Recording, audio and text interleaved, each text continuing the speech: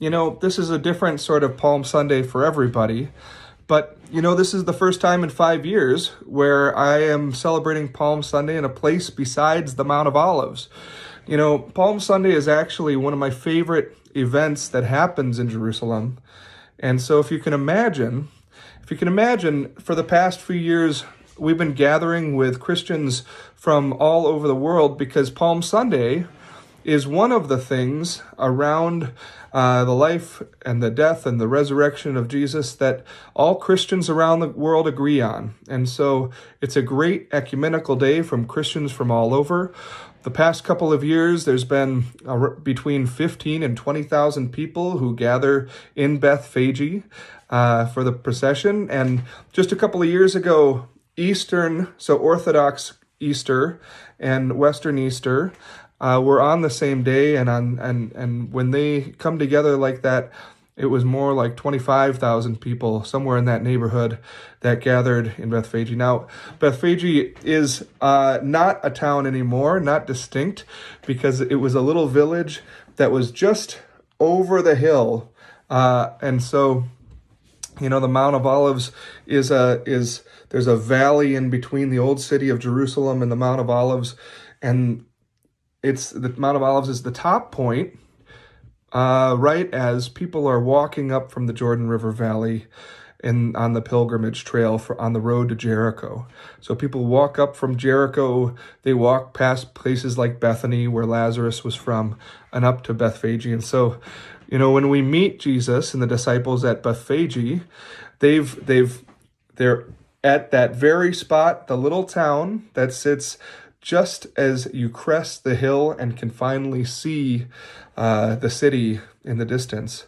And so it's that spot where Jesus tells the disciples to meet him there with a donkey. And so he's in sight of Jerusalem, and Jerusalem is in sight with him, of him. And so all the way down, when we would go and celebrate Palm Sunday together with all the Christians there would be people from every corner of the world shouting, "Hosanna, Hosanna," and singing Palm Sunday songs, everything from, Jesus is coming, pave the way with branches, to, these other songs in, Spanish and Filipino, and, it's the party that comes before the Passion. And, one thing that we're always thinking about as we're coming together through this, with a group like that, where it was just sort of wall-to-wall people walking down this very sort of winding and steep hill. The road was always, there were soldiers on all sides. And, it made me think, because when Jesus was arriving too, what was it? Everyone shouting Hosanna, and Hosanna means Lord save me. So what was it that people were shouting, Lord save us? And I think that there might have been a lot of answers to that question. I think people might have been shouting, Lord save us, from all manner of things, whether, their personal things like sickness and doubt, or bigger things like those soldiers that surely lined the streets of Jerusalem in Jesus' time, in the same way that they line the streets for us. Because where there's a big gathering like that, there's always the possibility that people can make decisions that undermine the country there. And so all along the way, people are shouting with excitement to welcome Jesus into the holy city.